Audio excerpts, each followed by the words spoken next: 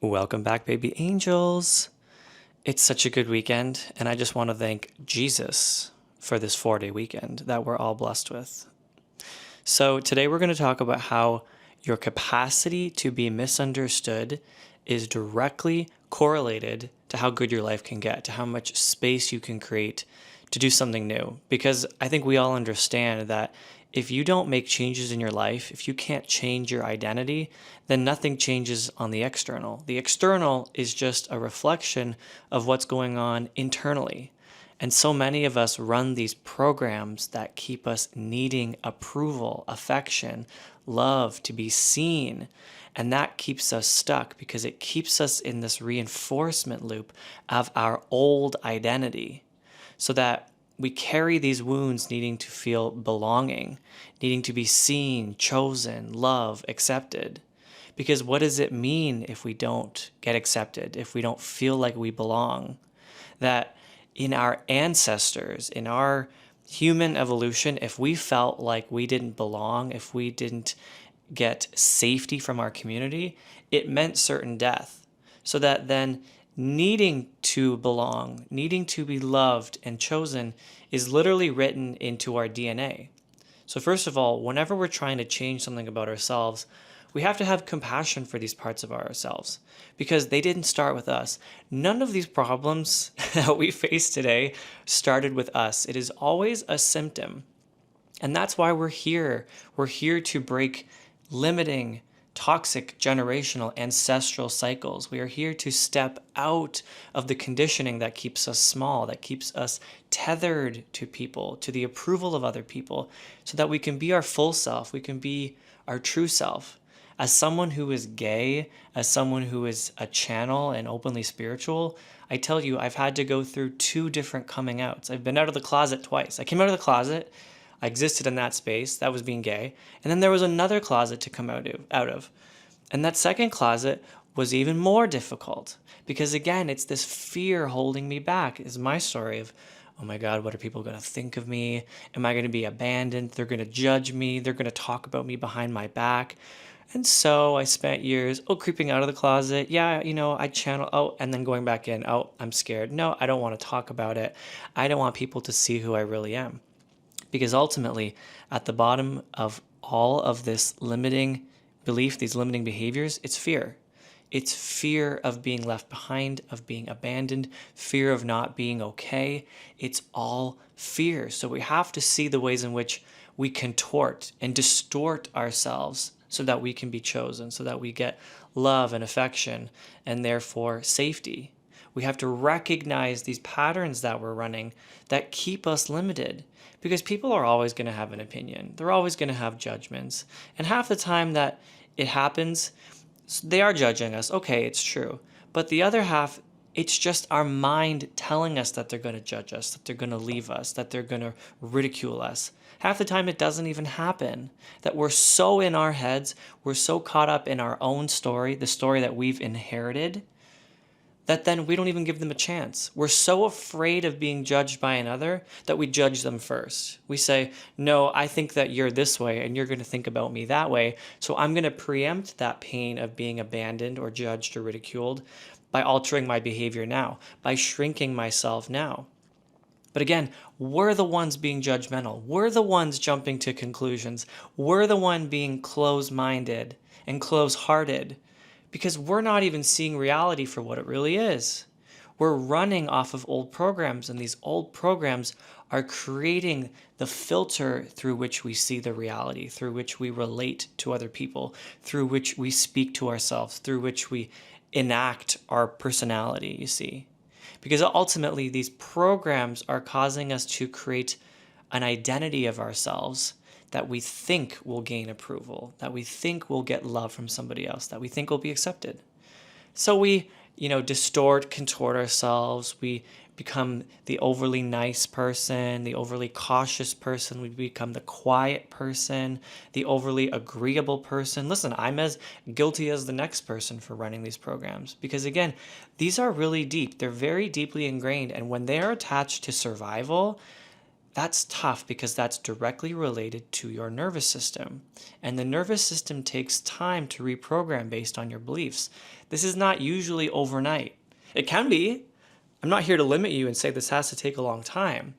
But have compassion for yourself if this is not an overnight process, if you have to work at it and practice it. Practice what? Practice being seen for who you really are, for being truthful, for expressing yourself, for what once might have felt risky, activated your nervous system thinking, oh my God, what are they going to think of me if I say this about myself, if I express this opinion, to ending up at the place where you say, it's okay to be who I am, regardless of how others treat me, how others react to me. But what we have to do is get to the root of who we are, to understand ourselves fully. That so many of us have lived this conditioning for so long of needing to be approved, loved, chosen, to feel safe being chosen, that you don't even really know who you are at a given point. You're like, where do I begin and where do my people pleasing and conditioning mechanisms end? Where do I begin and where do the expectations of who people wanted me to be end? So that then this is like really soul searching work to get back to the true essence of who we are, to get back to what we really like, to get back to what our real opinions are and how we want to spend our time. So that if you run people pleasing programs, if your belonging wound runs the show, if you don't like your true self and people need you to be your persona that you created, then you can't handle being misunderstood because it still triggers that survival level fear of needing to be in a community. If we're always being pulled side to side, living out the expectations from other people, giving people too much power over our decision-making process, letting other people's opinions and judgments creep into our space, then we're going to have a really hard time standing firm in who we are. We're going to have a hard time holding boundaries for ourselves. We're going to have a hard time creating a life that is meaningful for us and truthful to who we are. That's just a fact. Of course it's going to be that way. If we're always listening to our mother, if we're listening to our boyfriend, our girlfriend, our best friend, if we're listening to the media to tell us how to behave, then how are we ever going to live a life that is true to us? We didn't come here to live a life that is based on what other people expect of us. We didn't come here to live a life that looks just like somebody else's. But again, if our nervous system is tuned to our beliefs, which say that going out on a limb is dangerous and scary because we'll be rejected, then it's going to be really hard to do just that, to live a life that is authentic and true to us, to make decisions that are true to us. So we have to really work on leaving those programs behind. And it happens through practice, showing ourselves that it is safe to be our true selves, to speak our voice, to share our opinions, to make decisions in life that might not make sense to other people, but they make sense to us because we're listening to our intuition, our inner guidance. We're listening to our soul self. That other people might be like, well, why do you want to go there so badly and do this and make these decisions? They don't make sense to me. But to us, it makes sense. But again, we have to be so careful because this conditioning keeps us very easily manipulated, controlled. If we need the approval of others, if we can't handle being misunderstood, then we're not going to be able to handle the distress in our nervous system that is created when other people don't understand our decisions, when they don't understand why we want to live our life in a certain way. But I'm telling you that on the other side of being misunderstood is acceptance from people who are aligned with you. It's acceptance from people who are living a life that you want to be living. That there's a community out there of people who are just like you. But if you're still trying to keep yourself small and hiding your true self to fit in with other people who aren't aligned with you, the people who are aligned with you are never going to be able to find you. You have to be willing to risk it all and put yourself out there, put your heart out there, your true interests out there, express your real, genuine, authentic voice in order to be found. They're never going to find you if you can't express yourself. But it all comes down to that other people are not going to understand you. They don't have your connection to soul. They don't have your roadmap. They have their own stuff to worry about.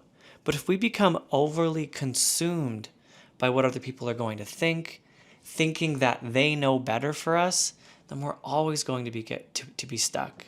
And we're going to end up at the end of our life realizing, shoot, all those people that I was so concerned about what they thought of me, they're dead now.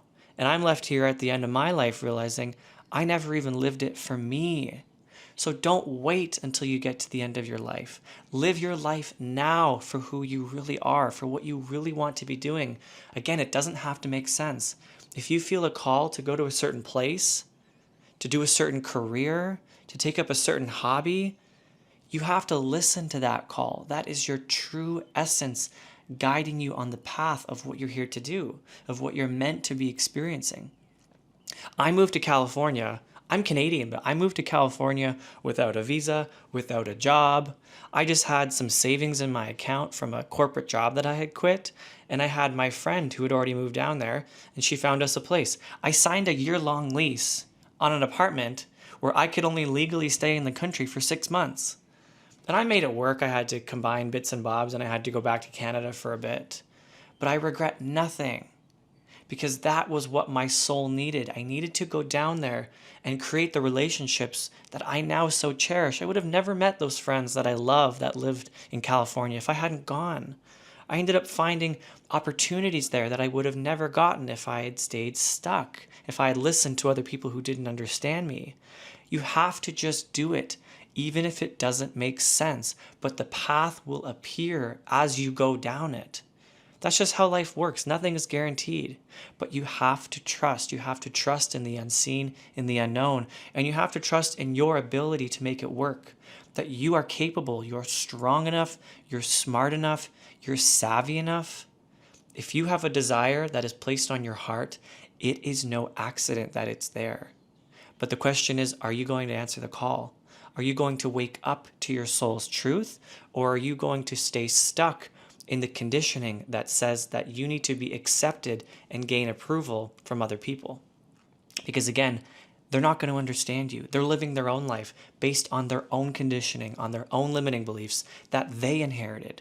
So are we here to continue enacting conditioning that comes from our ancestors? I think the fuck not. We're here to create a delicious, beautiful, bold, exciting life in the name of who we are, in the name of truth, in the name of living in 2026, where we can go and create a career online, where we can meet people in a new place that we end up in, where we're safe to be ourselves if we live in North America. You can be gay, you can be whatever you want, to some degree. You know what I'm saying? So we have to use our opportunities to our advantage. Don't argue for your limitations. It's so easy to argue for our limitations because it makes being small feel easier.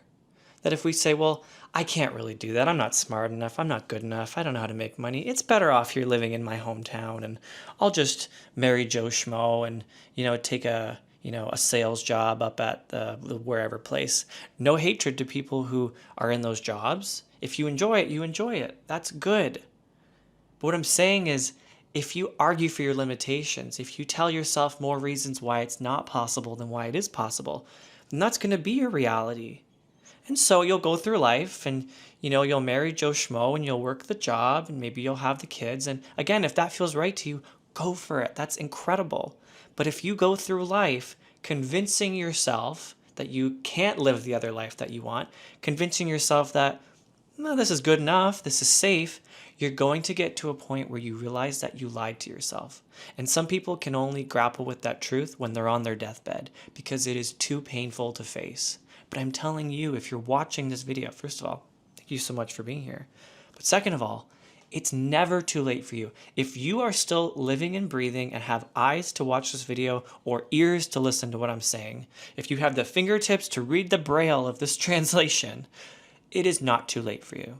It is not too late. If a desire has been placed on your heart, it is there for a reason, and it is not too late to answer the call. It is not too late. Please listen to me when I hear this. I'm repeating this over and over again because it's true, it's important, and this needs to settle in your mind. It is never too late. If it didn't work out the first time, get up and try again.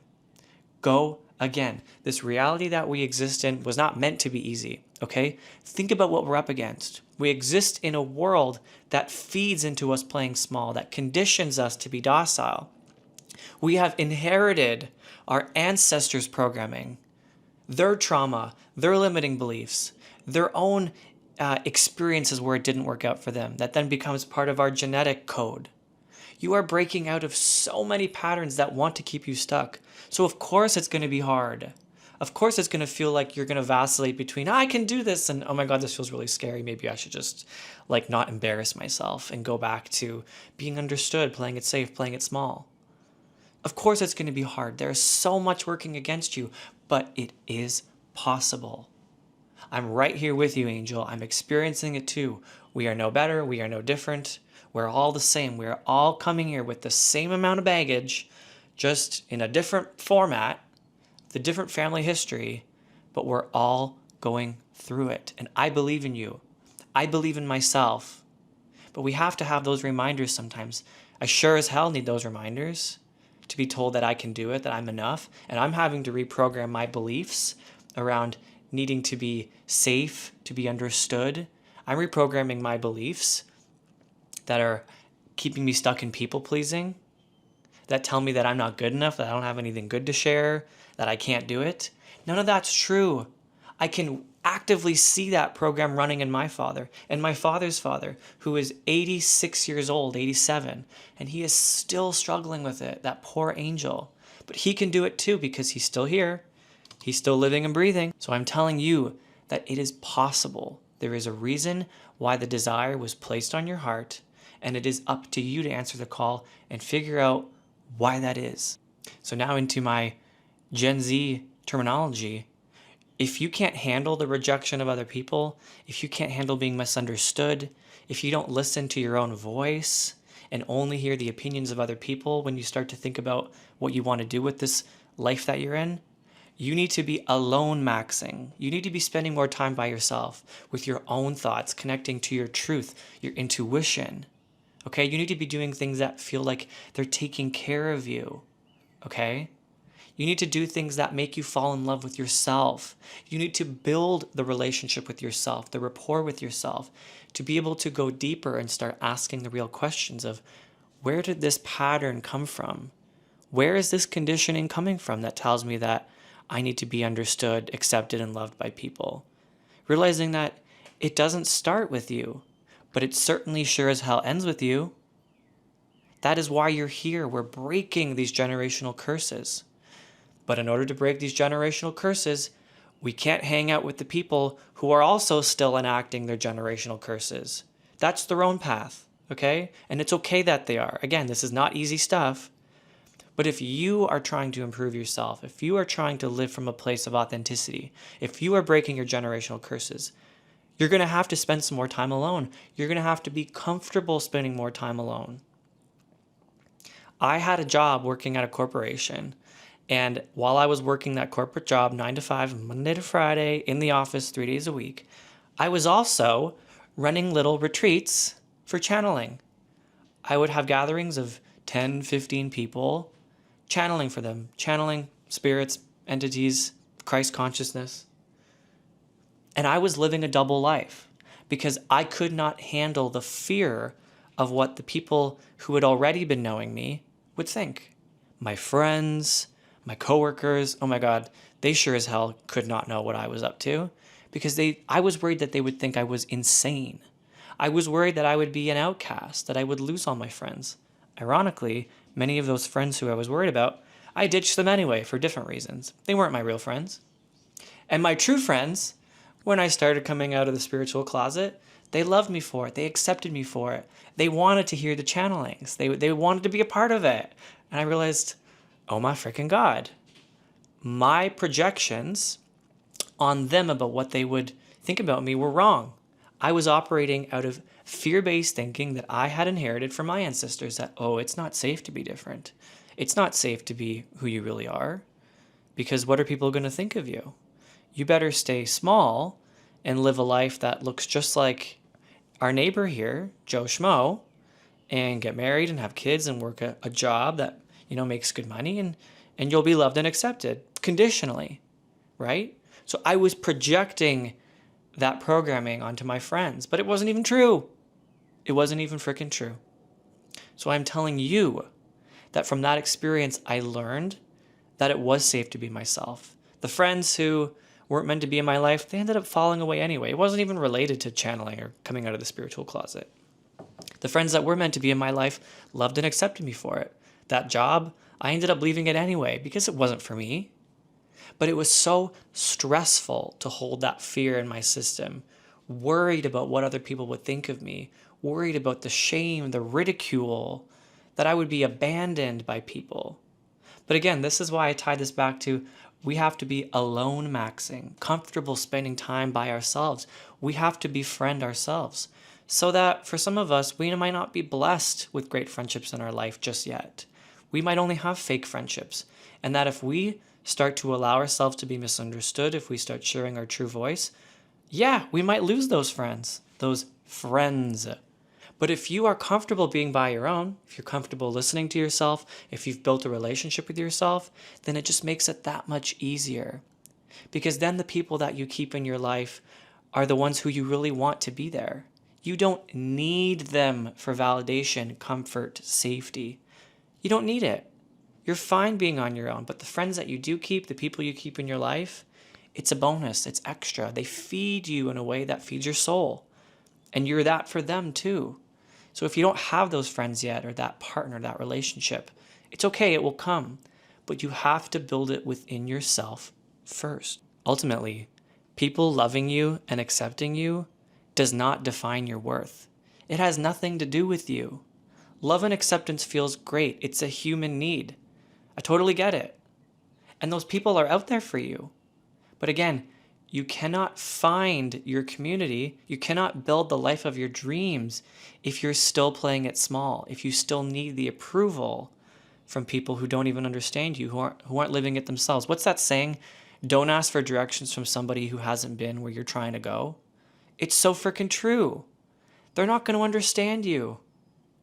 So again, don't define your self-worth based on how other people perceive you. They can only see you based on the perception of who they are, based on how deeply they've met themselves. They see you through the filter of their own beliefs, you see, of their own programming, of their own inherited programming. So don't let that hold you back. That's not what you're here to perpetuate. I saw this other creator online say, you need to be giggle maxing. That life insists that we're so serious about everything. It keeps us so easily controlled when we exist in a state of fear, when we exist in insecurity. Because then we are being swayed by the opinions and judgments of other people. And even if they're not actively judging us, we're projecting judgment. We're forecasting what that might entail if someone judges us. So before they can even judge us, we're playing it small. But if we can be lighter about life, if we can be more truthful, if we can live in the essence of who we are, if we can be giggle maxing and laughing at things that really are not that serious, then life opens up to us like a flower blossoming in the sunshine. Life becomes more fun and effortless and easy. And then from that place that you exist in, you attract who it is that you're seeking. You attract the friendships that feel like your soul tribe. You attract the relationship, that love that feels divine, that sees you and supports you. But again, if you are feeding into the matrix of fear and control, if you are needing the approval of other people, if you are existing in a place where you are judging others, judging yourself, you just can't get there. That exists in a different consciousness, a different state of frequency. That's a different reality. And if you're there, if you've been there, that's okay, because we've inherited that, right? It's not who we are, but we've inherited it. So it's our responsibility to clear it, to see it, acknowledge it, be honest with ourselves. And again, realize it's not us. We can let go of that shame of like, ooh, I'm not that. I'm better than that. Well, we have these traits, we have narcissistic traits. We have traits that have kept us small. We've believed lies about ourselves. It's okay. We've inherited it. It's not us, but it's our responsibility to see it, acknowledge it, take accountability, and clear it once and for all. And I'm telling you, your life will never be the same. And you will also be setting other people free as well, because they will see you as the example. They will be drawn to your magnetism, because everybody wants to be free. Everybody wants to live a life that is truthful without worrying about what other people think. So when they smell that on you, that delicious scent, they're going to be drawn to you. They might not even know why, but they're going to be drawn to you. So just wait. When you start speaking up, expressing yourself, speaking your truth, living life authentically, being bold, making decisions from your soul self that again might not make sense on paper, you then have to attract the right people, because you're going to inspire them. And they're likely going to be doing the same things too, because if they're inspired by you, they've been wanting to do the same thing. They're also trying to wake up to that if they're not there yet. So you attract your community by living it, by becoming it first. Be okay being on your own for a bit, alone maxing, and then, baby girls, start giggle maxing. Start living life, enjoying it, having champagne, smelling the flowers, okay? And it will all fall into place. Okay, I love you so much. Thanks for being here on my Easter Saturday sermon. Okay, bye.